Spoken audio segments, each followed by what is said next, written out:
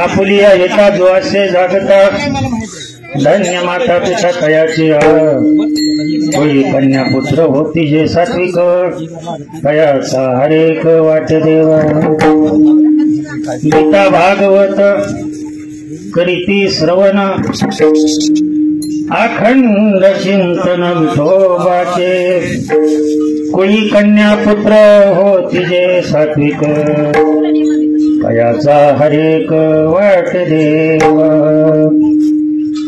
तुका म्हणे मज घडोत्यांची सेवा तेने माझ्या दैवा पार नाही कुळी कन्या पुत्र होती जे सात्विक तयाचा हरेक वाट देवा विठ्ठल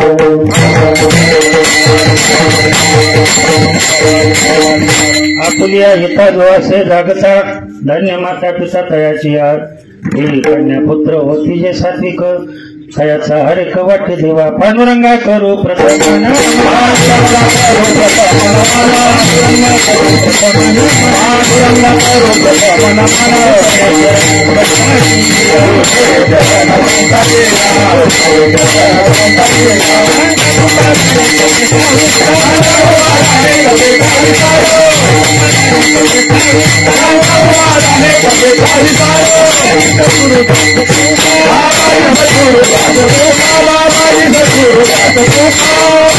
पांडुरंगा करू प्रथम नमन दुसरे चरण संतांची त्यांच्या कृपादाने कथेचा विस्तार हो बाबाजी सद्गुरु दास तुका ओम नमो जी हरिहरा परब्रह्म परमेश्वरा सद्गुरु पूर्ण अवतारा सगुण साकारा तुम्हा नमो ओम नमो जी हरिहर नंदना परमानंदा आनंद घना खेळी बाळ रांगणा हृदय माझ्या तुम्हा नमो गुरुर ब्रह्मा गुरुर विष्णू गुरुर्देवो महेश्वरा गुरुर साक्षात परब्रह्म तस्मै श्री गुरुवे नमः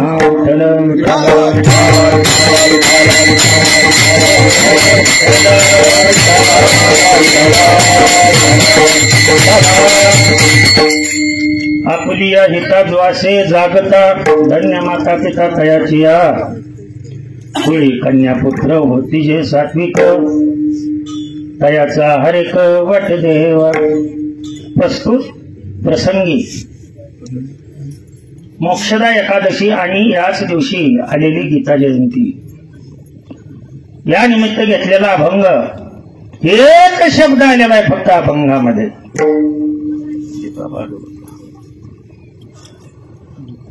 गीता भागवत करीती श्रवण पण कधी ते कधी करावं लागतं ते मी आजच्या कीर्तनात सांगणार आहे विठ्ठल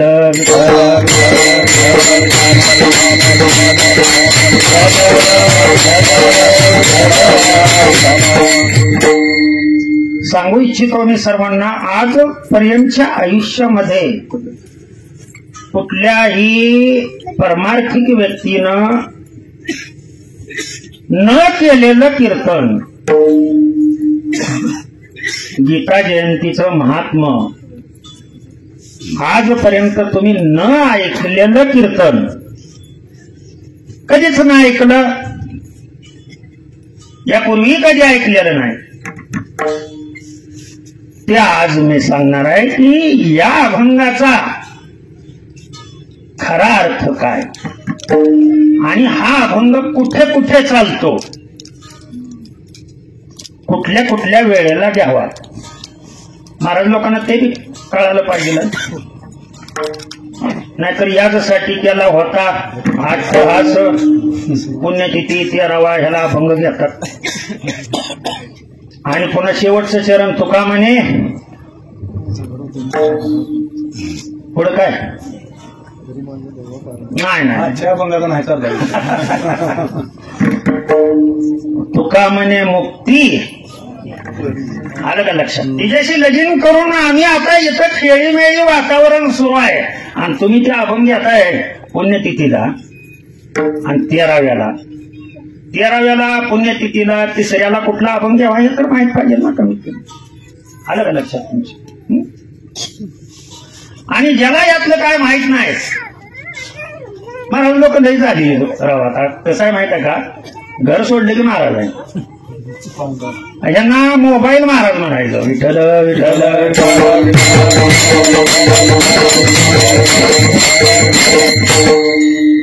जाऊ दे, आपल्याला तिकडे जायचं नाही. परंतु आजचा दिवस जो आहे तो गीता जयंतीचा दिवस आहे ना. आजचा दिवस हा आम्हा सर्वांसाठी प्रश्नाची जेवढी काय तुमच्या मनामध्ये प्रश्न आहेत त्या सर्व प्रश्नाची उत्तरे देणारा म्हणजे आजचा दिवस आहे. विठ्ठल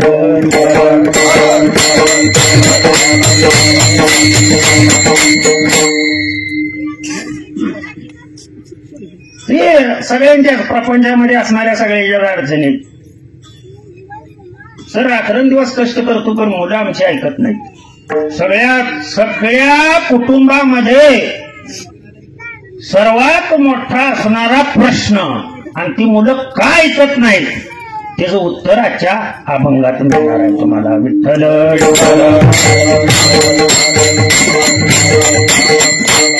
त्यामुळं आता ज्यांना मुलं झालेत त्यांचा काय प्रश्न येत नाही. आलं का लक्षात? त्यांनी काय मनामध्ये असा विचार आणायचा नाही की आपण दुसरं लग्न करून सरांनी सांगितलेल्याप्रमाणे आपण मुलं पैदास करू शकतोय का, असं नाही विचार. आलं का? खरं झालं ते झालं. जन्मानंतर काय संस्कार घडायला पाहिजे त्याच्यासाठी मी अगोदरचा अभंग घेतलाय, तो आपण निम्म्यात सोडवलाय. आलं का लक्षात? मात्र जन्माच्या पूर्वी संस्कार हे जे आहे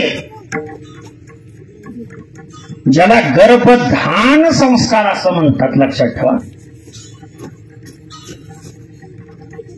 आणि हे गर्भधान संस्कार जे माता पिता आपल्या आपत्याला देतात ती आपत्य आणि ते माता पिता सुद्धा धन्य आहेत असं जगद्गुरु तुकोबरायांना म्हणायचं आहे. विठ्ठल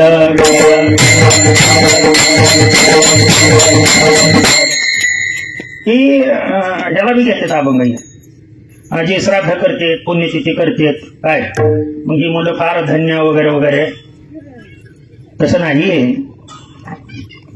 ध्यानात आलं का? तुम्ही घेऊ शकता हा तिचा अभंग, घेऊ शकत नाही असं नाही. परंतु आता नवीन पिढीने ज्यांना आणखी अपत्य म्हणजे फॅक्टरी चालू आहे, ज्यांची चिल्ड्रन फॅक्टरी चालू आहे, आवर्जून त्यांनी हे आजचं कीर्तन जे आहे ते कीर्तन तुम्ही ऐकून या पद्धतीनं जर तुम्ही संस्कार केले तर पांडुरंगाची शपथ घेऊन सांगतो पोरग तुमचं कीर्तनकारच होणार, प्रवचनकारच होणार. तुम्ही कितीही अडवलं तर ते चांगल्याच विचाराचं जन्माला येणार.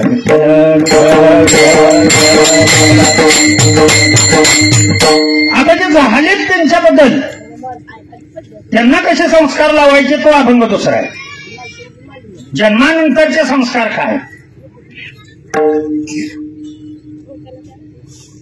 फक्त आणि फक्त हे बा पूर्वी काय माहिती का परंपरा अशी होती, एकाने एकाला सांगायचं. वेद भरपूर काही सांगून गेलो पर ते मर्यादित लोकांसाठी. आलं का लक्षात तुमच्या? पण गीतेमध्ये आता बरेच जण म्हणतील गीता गीता काय लावले मागाच्यापासून, बगाडीची गीता का चोब्याची गीता का सोळ्याची गीता? कुठल्या गीतेबद्दल तुम्ही बोलताय? ह्या कुठल्याच गीतेबद्दल मी बोलत नाही, मी बोलतोय ते भगवद्गीतेबद्दल. विठ्ठल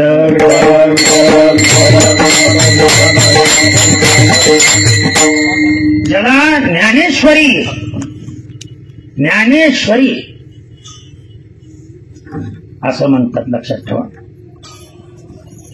आणि त्याच्यामध्ये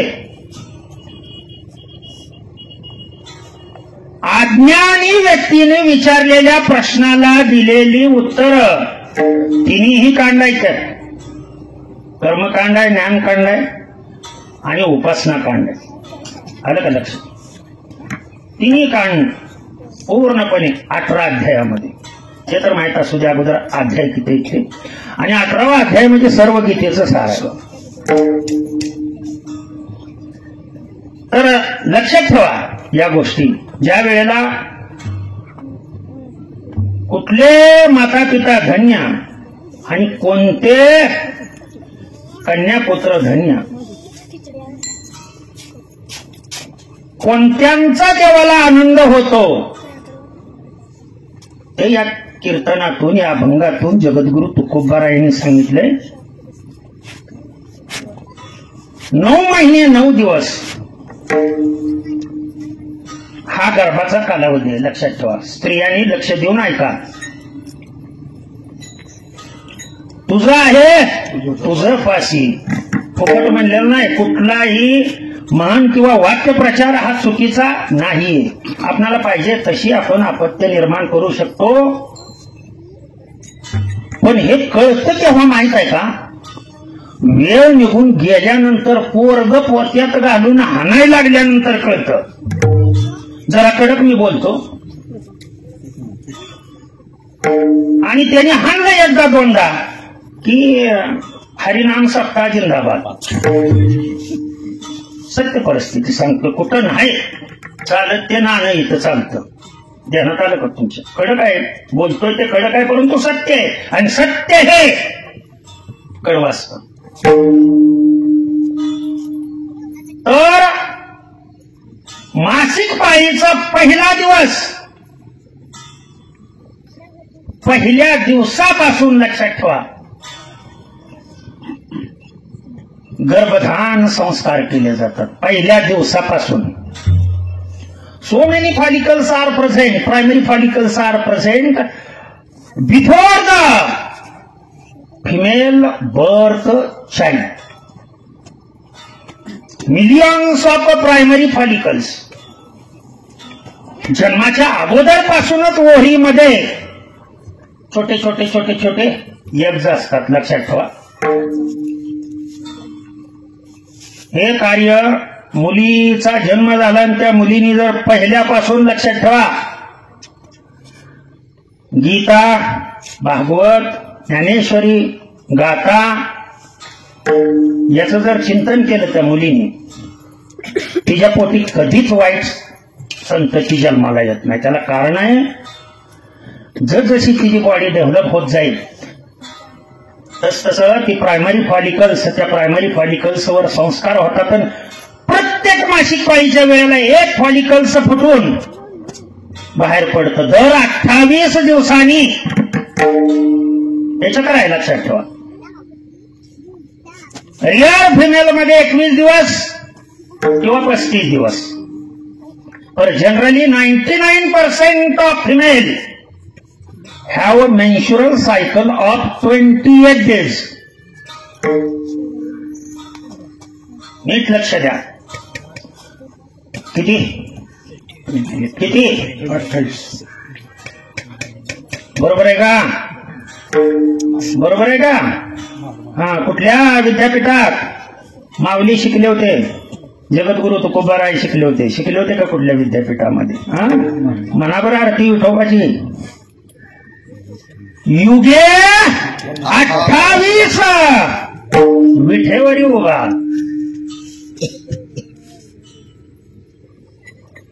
हे 28 दिवस कोणते आहेत? युग कोणते आहेत? जाणून घ्या.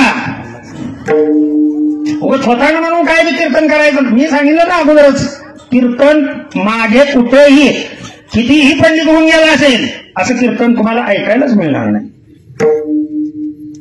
लक्षात ठेवा. हे 28 दिवसापैकी पहिला दिवस, ज्या दिवशी फलित न झालेलं एग्ज डिस्चार्ज होतं, बाहेर पडतं. 4 दिवस. हे बरं का, तुम्हाला आवर्जून सांगतो स्त्रियांना, हा विठा नाही. तुम्ही जर पाळत असाल तर हा विठाळ नाही. माझ्या संत सोयराबाईला विचारा. आलं का लक्षात? जन्माची कारण विठाळ. विठाळ नसेल ती स्त्री वांगुटी राहते आयुष्यभर. लक्षात आलं का तुमच्या? हा विठाळ नाही. मग पाळायचा का? जुने लोक काय बावळट होते का? अजिबात बावळट नव्हते. का पाळत होते जुन्या वेळेला? तर स्त्रिया काम करायच्या, त्यांना थोडीच खुर्ची बसायला होती आजच्या सारख्या स्त्रियांसारखी. पाट 3 वाजता उठून, परवा दिवशी बोलून गेलो मी, काम करायला लागत होत. आलं का लक्षात? आणि पूर्वी एवढी साधनं नव्हती, आता निघाली हो ही साधनं. पूर्वी एवढी साधनं नव्हती, लक्षात ठेवा. आणि त्या स्त्रियांना विसावा असावा, कारण त्यावेळेला so many blood flows through the vagina, and that's why काय येते, चक्कर येते. लक्षात ठेवा. आणि तसं काय घडू नये म्हणून स्त्रियांना काय केलं जात होतं, 4 दिवस विश्रांती देण्यासाठी जुने लोक पाळत होते, विश्रांतीसाठी पाळत होते. परंतु आता साधनं निघालीच भरपूर. हे ज्यांच्या अंगात देव वगैरे येतात ना, यांनी केलंय ती 4 दिवस पाळा ना, अमकं झालं तमकं झालं. देव कोणाच्या अंगात येत नाही, काय नाही. लक्षात ठेवा, आम्हा भक्ती लागते. हा वारं संचारतं, ते वारं संचारून लक्षात ठेवा. परंतु ते नाचणं वगैरे जे आहे हे सगळं चुकीचं आहे, हे सगळं थोतांड आहे. ध्यानात आलं का तुमच्या? ज्या वेळेला तो देह भावना निर्माण होते, मनामध्ये भावना निर्माण होते, त्यावेळेला त्या भक्तिमय वातावरणामध्ये आतमध्ये तरंग निर्माण होतात, वेव्ज म्हणतात त्याला. आणि अंग थरारायला सुरुवात होते. आपण म्हणतो अंगात आलं. नीट लक्ष द्या, शास्त्रीय कारणाने सांगतो.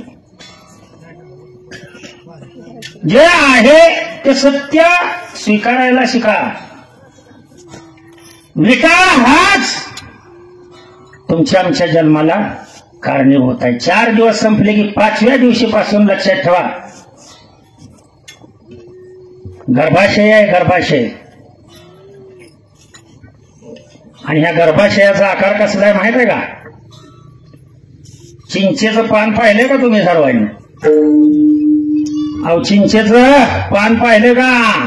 हा, मग चिंचेचं पान जर पाहिलं असेल लक्षात ठेवा, तर नाथ महाराज सांगतात बरं का, चिंचेच्या पानावरी बांधिले देऊळ. मी पुराव्याशिवाय बोलत नाही. हे गर्भाशय जे आहे लक्षात ठेवा, ते चिंचेच्या पानासारखं आहे. देऊळ बांधलं हो, पण कसं? आता सगळं विपरीतच आहे हो. एकनाथ महाराजांचं सगळं विपरीत आहे. हा, ते कोणाचं बी काम नाही, ते अभंग समजाल. आता देऊळ बांधताना आधी पाया का आधी कळस हो? अगोदर पाया. पण नाथ महाराज काय म्हणतात माहित आहे का? आधी कळस मग पाया. किती विशेष आहे का नाही? चिंचेचं पान आखरीत आहे, आखरीत वाटतं. ऐकणाऱ्याला बी आखरीत वाटतं, आणि कीर्तन ऐकणाऱ्याला बी असं जर थोडस जरा इन डिटेल सांगितलं की वाटतं हे का कीर्तन कायच नाही. ज्ञानाच्या गोष्टी सांगायला लागलं की ते लोकांना नको वाटतं. हा, तर हे चिंचेचं पान म्हणजे हे गर्भाशय. लक्षात ठेवा, 14व्या दिवशी मासिक पाळीच्या ज्या वेळेला आपण बायकोला काय म्हणतो, माझी ती अर्धांगिनी, काय म्हणतो? अर्धांगिनी का फुल्लांगिनी म्हणतो? हा, अर्धांगिनी. बरं का, त्याच्यामुळं बरं का तुम्हाला पुरुषांना एक सांगतो, बायांना सगळं कधी सांगायचं नसतं, अर्ध सांगायचं असतं. विठ्ठल विठ्ठल. संसार जर व्यवस्थित टिकवायला मिळलं ना, अर्धांगिनी अर्ध सांगायचं. त्याच्या पुढचं सांगितलं की लय डोकं खाजवत बसले त्याच्या. मी तर आयुष्यात असं केलं हो, ज्यांनी त्याने ठरवा कसं करायचं कसं नाही. ती मग ती विचार मग तुम्ही असं नाही टाकलेलं सगळं सांगितलं की असं असतंय मग आलं का लक्षात.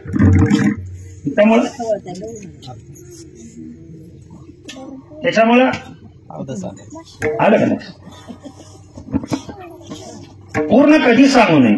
आणि का सांगू नये, कारण तेवढी सहन करण्याची टेंडन्सी तिच्याकडून आहे. आलं का लक्षात. मला 4 माणसांनी अडवलं होतं एवढंच तिला सांगावं. त्यांनी मला 4 टोले दिले होते हे सांगू नये. देण्यात आलं का. नाहीतर ती सगळा संसाराचा विध्वंस केल्याशिवाय राहणार नाही. लक्षात ठेवा.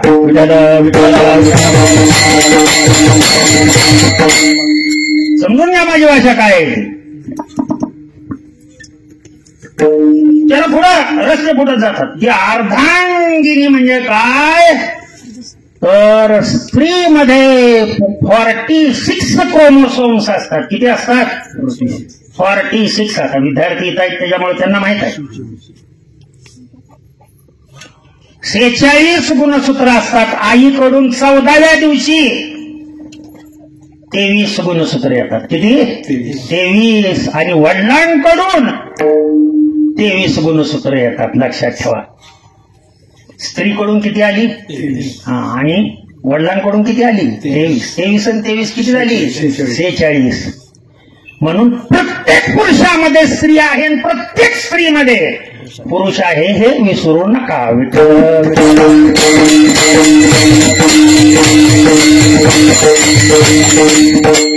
जरी वरून स्त्री दिसत असली तर तिच्यामध्ये पुरुषत्व आहे, परंतु it is in the form of suppression.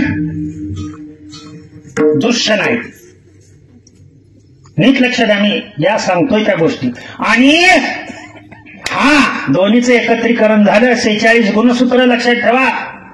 त्या 14व्या दिवसापासून एकत्रित येऊन फॅलोपियन ट्यूब मधून चिंचेच्या पानावर कळतंय का बघा. तिथून इथपर्यंत येण्यासाठी 7 ते जास्तीत जास्त 14 दिवस लागतात. किती लागतात? 14 दिवस. 14 दिवसाच्या आत तो गर्भ निर्माण झालेला तो भ्रूण त्याला झायगोट म्हणतात. त्याच्यामध्ये सो मेनी डिव्हिजन होतो. हे गोष्वारा का मी करायला लागलोय हे हळूहळू पुढे कळेल तुम्हाला. हे मी का करायला लागलोय. आणि 1 महिना झाला की लक्षात ठेवा तो गर्भाचं अटॅचमेंट होतं. कुठं? चिंचच्या पानाला. त्या चिंचेच्या पानाला अटॅचमेंट कशासाठी? तर इथून पुढचं पोषण करण्यासाठी. आणि 1 महिन्यानंतर 2ऱ्या महिन्यामध्ये पहिला अवयव शरीरातला जर डेव्हलप कुठला होत असेल तर त्याला ब्रेन म्हणतात. ब्रेन म्हणजे काय? मेंदू. काय म्हणतात त्याला? मेंदू म्हणतात. मग सांगा मला, मेंदू डोक्यात आहे का पायात आहे? कुठं आहे? डोक्यात आहे ना. चिंचेच्या पानावर बांधलेलं देऊळ. मग अगोदर कळस बांधला का पाय बांधले? पाया बांधला. अगोदर कळस बांधला. कुठं आहे कळस? कुठं आहे आपला कळस? कुठं आहे? कीर्तन हे माझं शिकवण्यासाठी असतं, ज्ञान घेण्यासाठी असतं. ध्यानात आलं का? ते व्यवस्थितरित्या जर ऐकलं तर त्याला इतर ऐकण्याची आवश्यकता नाही. आणि त्या महिन्यापासून लक्षात ठेवा ब्रेन जेव्हा तयार होतो आधी कळस आणि मग नंतर सगळे अवयव फुटायला सुरुवात होते. 3 महिन्यापर्यंत सगळे अवयव या देहाला फुटतात. मात्र 2ऱ्या महिन्यापासून लक्षात ठेवा तुम्ही काय बोलताय, तुमचं बोलणं काय, तो पोटातील गर्भ सगळं ऐकत असतो. आणि त्यावेळेला तुम्ही वाचलेली गीता,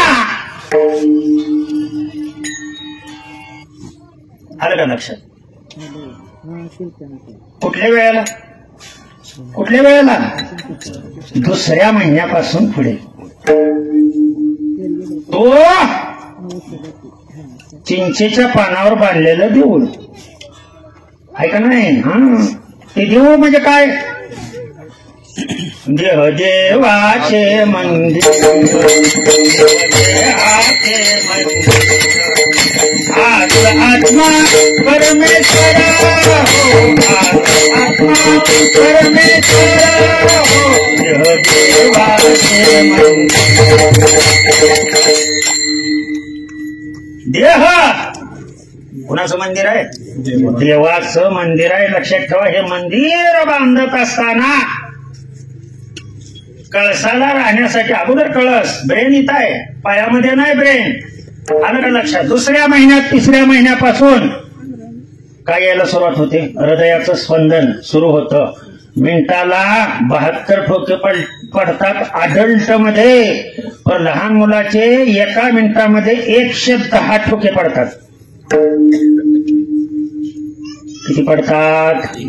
हा.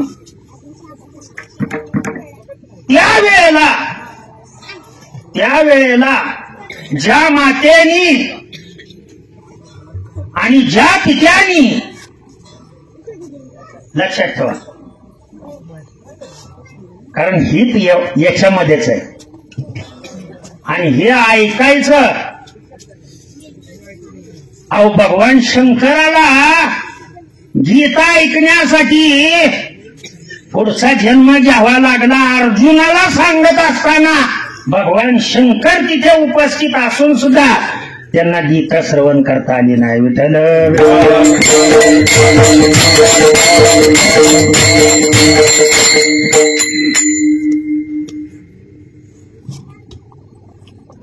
बरोबर आहे का मिस्त्री?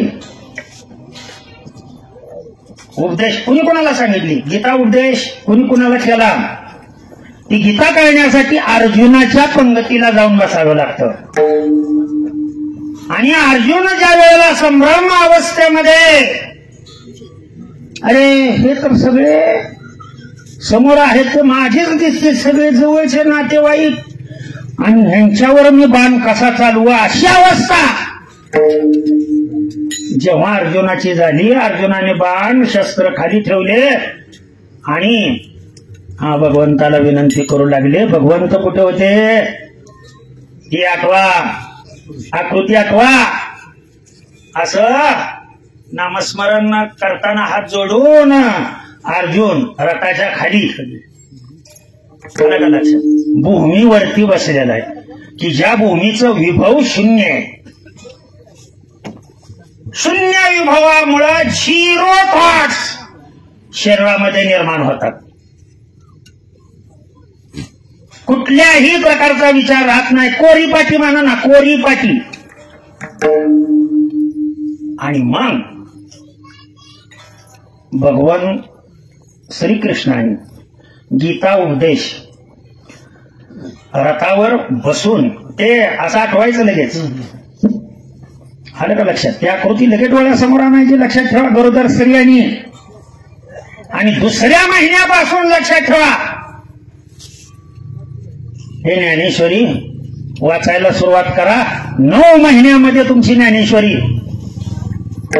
पूर्ण झाली ना, आणि मग आवर्जून मी सांगू इच्छितो, होणारी पैदास तुम्ही वाईट मार्गाला लावली तरी सुद्धा जाणार नाही. विठ्ठल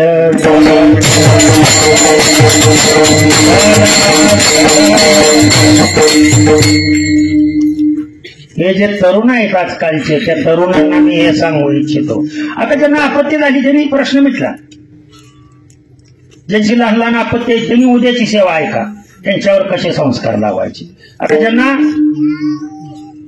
म्हणून मी सांगितलं की लहान मुलांना आणा तुम्ही म्हातारडी नाही आला तरी चालते. लहान पोरांनी कीर्तन ऐकायला आवर्जून लावून द्या. त्यांनी उड्या हाण द्या, तो नुसते कानावर शब्द त्यांच्या पोट द्या. कारण संस्कार मला त्यांना लावायचे. सत्याचं नियोजन जे केलंय ते त्यासाठी केलेलं आहे. तुम्ही काही जे वाचाल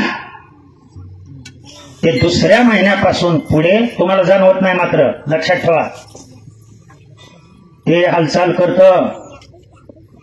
अल्ट्रासाऊंड वरती सुद्धा जाणवत नाही 3 महिन्यापर्यंत. आलं का लक्षात? कितीही शास्त्र पुढे गेलं तर 3 महिन्यापर्यंत ओळखू येत नाही कुठला देह स्त्रीचा आहे का पुरुषाचा आहे. कारण 3ऱ्या महिन्यामध्ये जाताना किती देह जातात म्हणून सांगितलं? 3 देह जातात. हो, आपण जाळतो कोणाला? स्थूल देहाला जाळतो, सूक्ष्म देहाला जाळत नाही. का जाळतो? आता हे मंदिरामध्ये सांगितलं, स्थूल देह कशाला म्हणायचं, सूक्ष्म देह कशाला म्हणायचं, कारण देह कशाला म्हणायचं, महाकारण देह कशाला म्हणायचं. म्हणून ते पहिल्यापासून असले पाहिजे. ते सगळे हे कळण्यासाठी पहिल्यापासून असले पाहिजे. आपण जाळतो तो देह ही स्थूल देह. आत्मा जेव्हा निघून जातो त्यावेळेला 3 देह आत्म्याबरोबर जातात. सूक्ष्म, कारण आणि महाकारण देह हे आत्म्याबरोबर जातात. लक्षात ठेवा. आणि ते बरोबर जे लिंग ठरलेलं आहे पुढं, ते जे पाठीमागचं या जन्मातलं सगळं, या जन्मात काय केलं तू ते सगळं पाप पुण्य, त्याची बेरीज वजाबाकी करून पुढच्या. पण ते पाप जरी मागल्या जन्मात केलं असेल तर हे गर्भ संस्कारामध्ये. लक्षात ठेवा, गीता आणि भागवत हे श्रवण केलं आणि आणखीन काय केलं तर 3ऱ्या चरणामध्ये सांगितलंय, गीता भागवत करीती श्रवण, गीता भागवत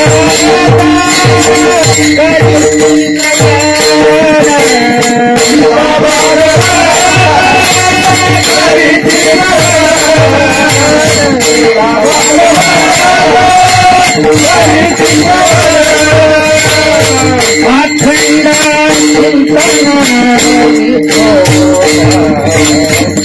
अखंड चिंतन, अखंड चिंतन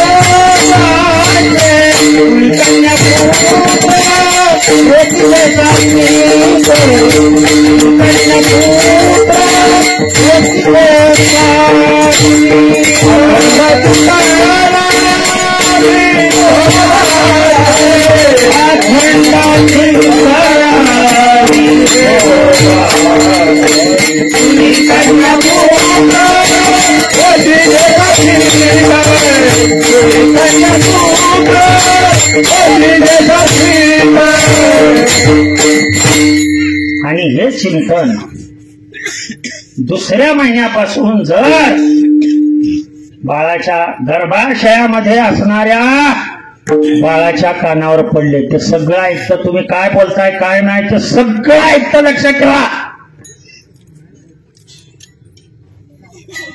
म्हणून गर्भ अवस्थेमध्ये कुठल्याही स्त्रीला कधीही त्रास देऊ नये.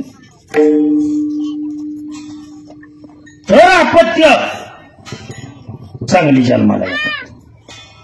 आणि मातेने जे जे काही केलंय त्या 9 महिन्यामध्ये, आलं का लक्षात? तिच्या मनाची अवस्था काय, चंचल अवस्था होती का स्थिर अवस्था होती, टीव्ही बघण्यामध्ये होती का मोबाईल बघण्यामध्ये होती, आलं का लक्षात? त्यामुळे आताची जी लहान पोरं आहे ती ना, एवढं असू दे, त्याला काय कळत नाही त्या मोबाईल मधलं, पण तेवढं दाखवा लगेच जग घेतं तिकडे. कारण आईनं काय दुसरं केलेलंच नसतं ना. अरे त्याला कोण सांगतं का असं कर म्हणून?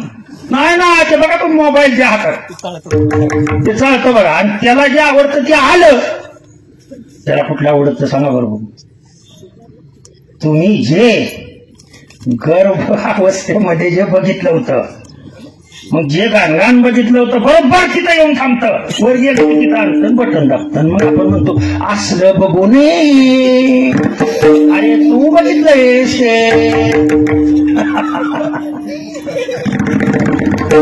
सत्य आहे ते मी सांगतो. मुलांना नावं ठेवू नका, ध्यानात आलं का तुमच्या? कारणीभूत कोण आहे याला? आई कारणीभूत आहे. त्याच्यामुळं उग कुठल्याही मातेला आणि पित्याला धन्यता देत नाही. जगद्गुरु तुकोबारायांना एवढं किरकोळ तुम्ही समजताय होय? अभंग कुणी बी यावं आणि त्यावर कीर्तन करावं. ती काय गावची चावडी आहे तेव्हा कोणी बी यायचं पान खाऊन थुकायचं. विठाल विठाल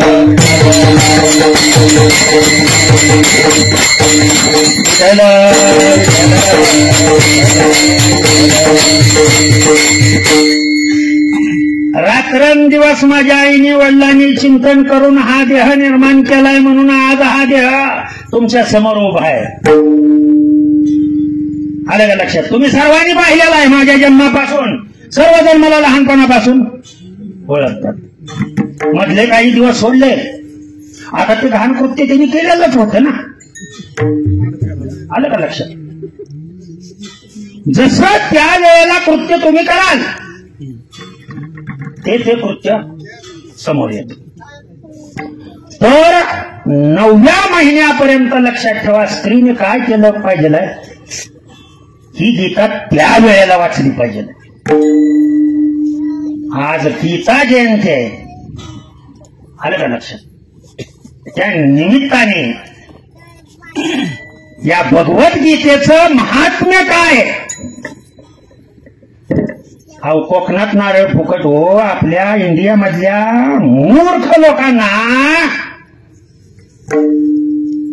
त्या भगवद्गीतेचं महात्म्य कळना. जावा बाहेर, जावा अमेरिकेला, जावा आलं का लक्षात, जावा जर्मनीमध्ये, किंवा चला माझ्या बरोबर पुण्यामध्ये, आलं का लक्षात, कोरेगाव पार्कला इंग्लिश मध्ये गीता शिकवली जाते तिथं.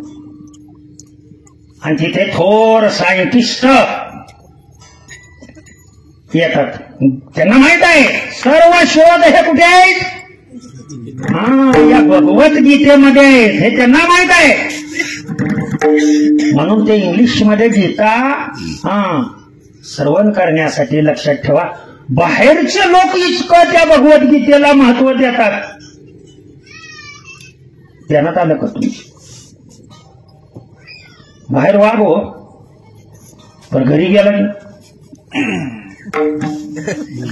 घरी काय अवघड आहे हो. अहो 1,00,000 मतांनी निवडून येणार याची सुद्धा घडीची अवस्था हीच आहे.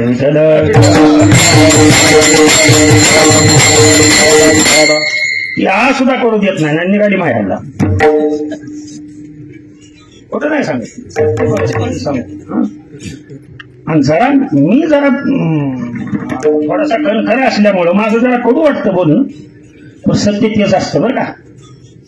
त्यांना ठेवा, सत्य तेच असतं. मी जे म्हणतो तेच खरं होत, वेगळं काही होत नाही.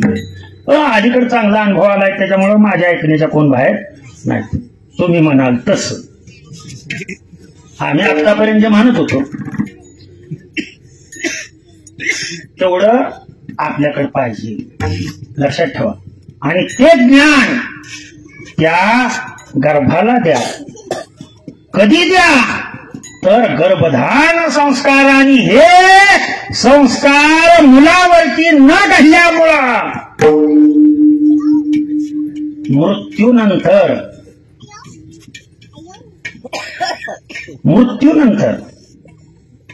9 दिवस, किती दिवस? 9 दिवस हे संस्कार ब्राह्मणांकडून करावे लागतात बरं का. एकूण संस्कार आहेत 16. किती संस्कार आहेत? 16. ते 10व्यापर्यंत ते संस्कार करावे लागतात. कोण करतोय अलीकडे? मग आता सुखी कोण आहे ते सांगा. आहे का कोण सुखी? नाही ना. दुःखाची कारण मी दुःखे म्हणायचा सुद्धा अधिकार नाही, तुम्ही दुःख ओढवून घेतलेलं आहे. आलं का लक्षात? मुलं त्रास देतात, चूक तुमच्या बाळानं. आलं का लक्षात? त्या मुलाची चूक नाही, त्याला सुधरवायचं आहे ना. आणखीन मी वेळ गेलेली नाही, ती उद्याच्या कीर्तनात मी सांगेन. जन्मलेल्या लहान मुलांवर संस्कार कसे करायचे त्यासाठी तो पाठीमागा अभंग मी तिथं निम्मा सोडलेला आहे. आलं का लक्षात? माझं दोन्ही बाजूनी असतं.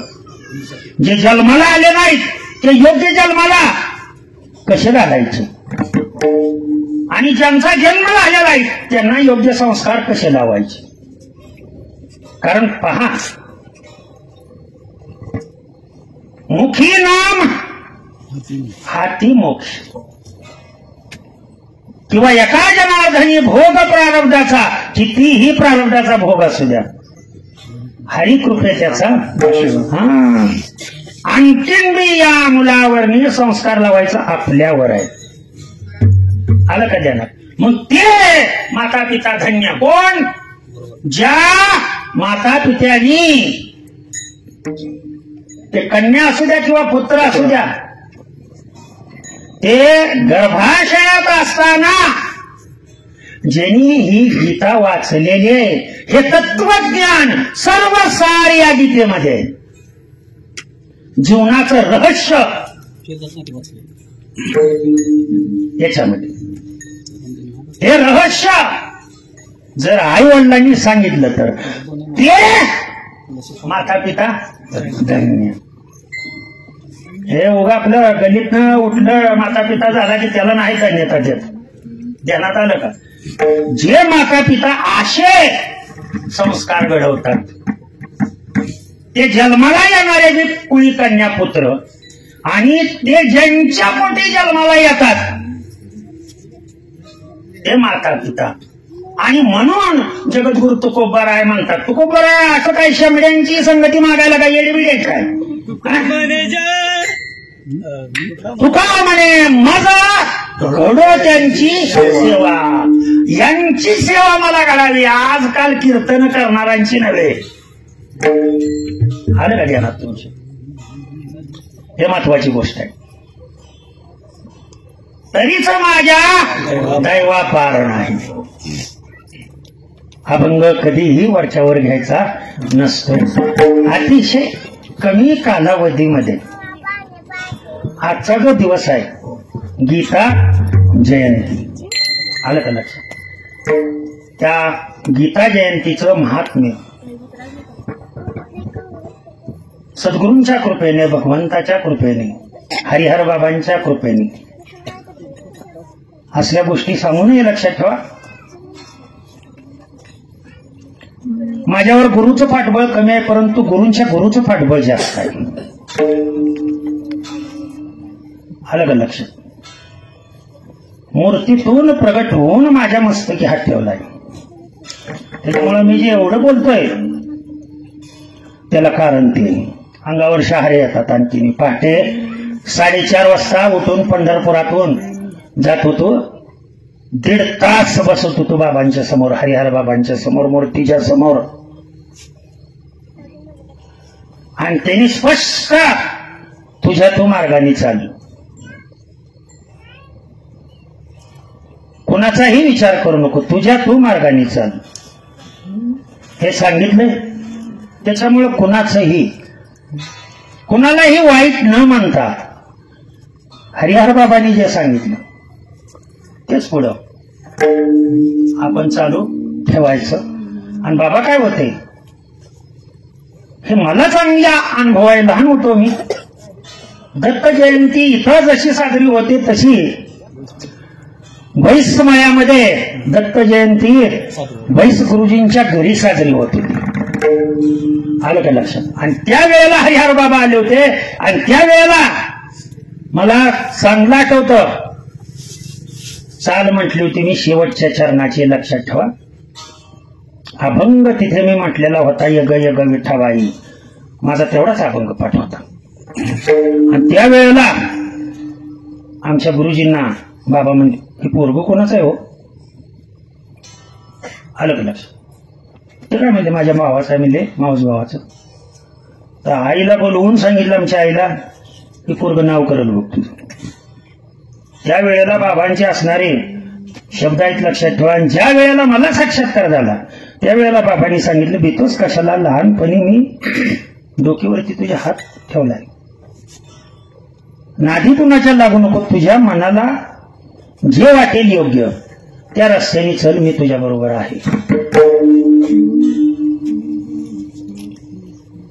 आपण कोण महात्मा वगैरे अजिबात नाही, जे काय आहे ते त्यांचं आहे. ज्या संत महात्म्याने ते माझ्या तोंडून बोल वधवून घेतले बर का. कुठले बोल वधवून घेतले तर हरिनामाचे. ते हरिनाम एकदा सर्वांनी बर का लक्षात ठेवा. हाताने टाळी, मी ते दिवशी सांगितले, हाताने टाळी का वाजवायची, कारण सर्व शरीर याच्यावरती. तुम्ही वाजवून बघा, काय करा, दररोज सकाळी 10 मिनिटं फक्त असं करून बघा. दररोज सकाळी तुमचे सगळे आजार पळून जाणार, सत्य परिस्थिती.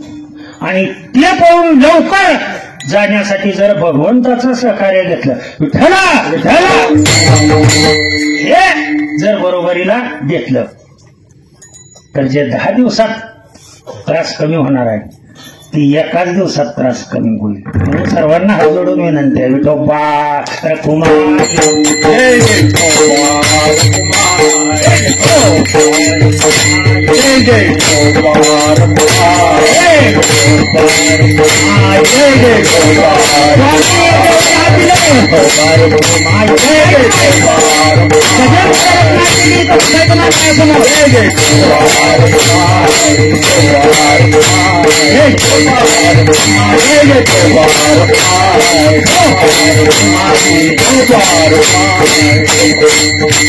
ज्यांनी ही शिदोरी दिली भगवंताच्या नामस्मरणाची बर का,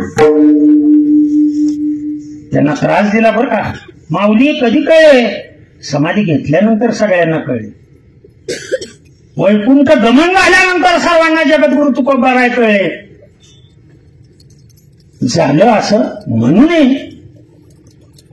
वैकुंठात ते कायम स्वरूपी आहेत. आता कधीतरी सांगेन स्वर्गवास म्हणजे काय, नरकवास म्हणजे काय, वैकुंठवासी म्हणजे काय, कशाला म्हणतात, आणि आपल्या कशा गैरसमजुती झालेल्या आहेत कुठल्या तरी एखाद्या कीर्तनामध्ये सांगून टाक. तरी मी सांगतो, हरिपाठ जे म्हणतात त्यांच्यासाठी सांगतो. हरी हा वैकुंठ, तर तुम्ही भरला घनदाट हरी दिसे म्हणता का ना हरिपाठ. तुम्ही हरिपाठ म्हणता, तर मी हरिपाठ आचरणात आणतो. फरक हाय. सगळेजणच हरिपाठ म्हणतात, करतात. झालं 15-20 मिनिटात सगळं उरकून घ्यायचं. हरिपाठ कधी आयुष्यात मी माझा जन्म झाल्यापासून करतोय, आणखीन तर संपला नाही माझा, ध्यानात आलं. मग आपण दररोज हरिपाठ म्हणतो. झाला हरिपाठ म्हणून झाला. लावल्या का काकड्या, हा अशी बोंब आहे बघा सध्या. आणि त्याच्यामुळं काय आहे दुःख, त्याच्यामुळं या संत महात्म्यानी की मला बोलण्यास बुद्धी दिली, त्यांचं एकदा मोठ्यांदा भजन करूया. ज्ञानेश्वर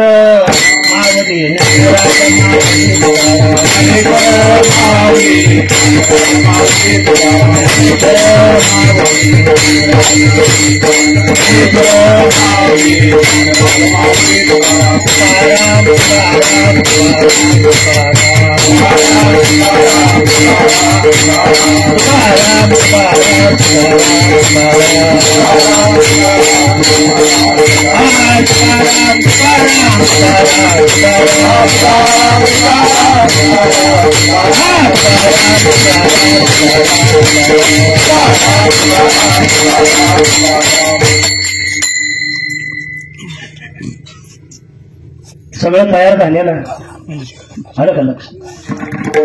फक्त ताट वाढायचे राहिलेले आहेत. सगळ्यांचं लक्ष तिकडे आहे. आणि बरोबर त्या दिलेल्या वेळेमध्ये सेवा व्यवस्थितरित्या मी संपवण्याचा माझ्या बुद्धिमत्तेप्रमाणे संपवण्याचा प्रयत्न केलेला आहे. झालेली सेवा अवधूत चिंतन श्री गुरुदेव दत्त यांच्या चरणी अर्पण करतो, भगवंताच्या चरणी अर्पण करतो आणि सेवेला पूर्ण विराम देतो. आता शेवटची चाल होईल.